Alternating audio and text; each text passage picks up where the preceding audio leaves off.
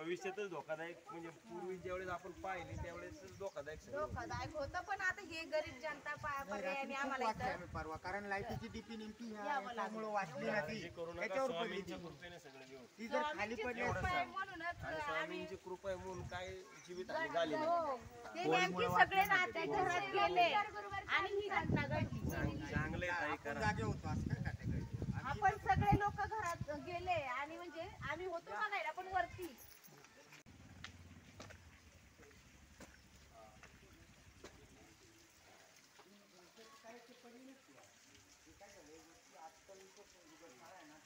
आम्हाला इथं मंदिरात नाही, यायला risky सुद्धा आहे. पूजा अर्चा करायला अवघड झालंय. थोडस बाबा इथं काय लोड नाही, पण हे पडणार आहे असं. सगळ्यात इथपर्यंत आलंय हे बघा. दिसतोय ना. इथं आता मुलांना किंवा कोणाला येऊन देता येत नाही बघा, lock लावायला. हे पुढंच थांबले. मंदिराला ते काय आहे, मंदिरात आता मुलांना येता येईना, मंदिराला लॉक लागणं पण चांगलं नाही ना.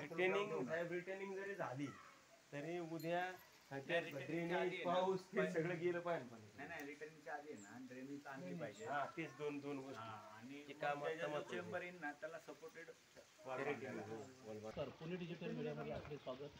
मी महाराष्ट्र प्रतिनिधी योगीराज सांबरे. आज आपण या जागेवर आलेलो आहोत जिथं आपण शनीनगर हनुमान नगर म्हणतो याला. हनुमान नगरमध्ये जी रात्री जी दुर्घटना घडलेली हे कोसळलेलं आहे याविषयी आपण स्थानिक नगरसेवक असल्यामुळे याविषयी काय रूपरेषा आहे पुढे याची माहिती द्या. नमस्कार, मी युवराज बेंडे, नगरसेवक पुणे महानगर. आंबेगावमधील या हनुमान नगरच्या परिसरामध्ये 2 दिवसापूर्वी नंतर पाहते त्यांना इकडे या. ही मागची वॉल त्या ठिकाणी कोसळली. जवळजवळ रात्री मला वाटतं 11:30-12च्या दरम्यान ही दुर्घटना घडली. हा जो ढीग दिसतोय तो जवळजवळ 20 एक टू व्हीलर गाड्या त्या ठिकाणी होत्या, त्या पूर्णपणे दबल्या गेल्या होत्या. आणि त्या नशीब योगायोगाने देवाच्या कृपेने कुठली जीवितहानी त्या ठिकाणी झालेली नाही. फक्त आता या संदर्भात आम्ही संबंधित आमचे अधिकारी सिद्धराम पाटील साहेब असतील त्यांच्यासमोर जागेची त्या ठिकाणी पाहणी केली आणि त्यांचे वरिष्ठ खानोरे साहेबांशी मी फोनवरती त्या ठिकाणी चर्चा केली. तेव्हा लवकरात लवकर आज आपण जे पाहतोय पूर्णपणे रोडला त्या ठिकाणी पाणी वाहत आहे. किंवा आज आपण पाहत असतो की ओलला खरंतर ओल आल्यामुळे म्हणजे पूर्णपणे वरच्या भागातलं ओपन ड्रेनेज त्या ठिकाणी वाहत होती. त्याच्यामुळं खरं तर ही वॉल कमकुवत होऊन त्या ठिकाणी ती वॉल पडली.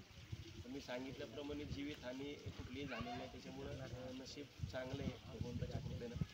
परंतु आत्ता त्याच्यातनं कशा पद्धतीने मार्ग काढायचा, कारण हा जो हनुमान नगर असेल, शनीनगर असेल, हा खूप मोठा परिसर त्या ठिकाणी आहे. सर्वसामान्य कुटुंबातील लोक त्या ठिकाणी राहतात. आपण जर पाहिलं तर हा नाला त्या ठिकाणी गेलेला आहे. परंतु आज तागायत जवळजवळ 9 वर्ष 2017ला ही गावं महापालिकेत खरं समाविष्ट आणि जे काही मोठे प्रोजेक्ट व्हायला पाहिजे होते, मग ट्रंक लाईनसारखं त्या ठिकाणी ड्रेनेजच्या बाबतीत लाईन असेल, पण कुठंतरी प्रशासनाचं त्या ठिकाणी दुर्लक्ष होताना आपल्याला खरं तर दिसतंय. परंतु मनपा प्रशासनाला, महापालिका प्रशासनाला माझी विनंती असेल की बाबा कुठंतरी कुठलीही त्या ठिकाणी येणाऱ्या काळामध्ये तरी अशी कुठली दुर्घटना होण्याची आपण वाट पाहू नये. ज्या पद्धतीनं आज 10 वर्ष महापालिकेत ही गावं गेली, परंतु गावांकडे कुठेतरी दुर्लक्ष झाल्यामुळं या अडचणींचा त्या ठिकाणी सामना सर्वसामान्य नागरिकांना या आंबेगावकरांना करावा लागतो.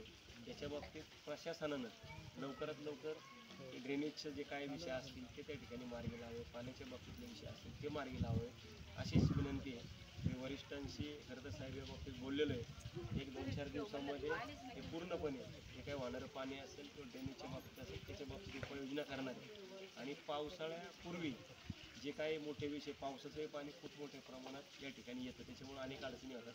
त्याच्या बाबतीतली उपाययोजना करण्याचे शब्द खानोरे साहेबांनी त्या ठिकाणी दिलेला आहे.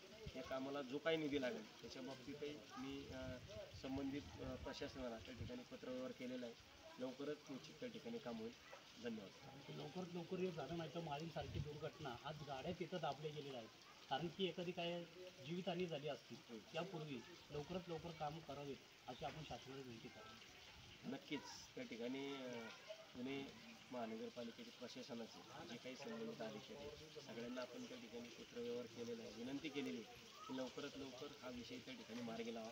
निश्चितच आपण म्हटल्याप्रमाणे कुठलीही माळींसारखी दुर्घटना या भागामध्ये होणार नाही याची प्रशासन असेल किंवा या भागातील आम्ही प्रतिनिधी म्हणून निश्चितच त्या ठिकाणी काळजी घेऊ एवढंच या निमित्ताने सांगतो. धन्यवाद.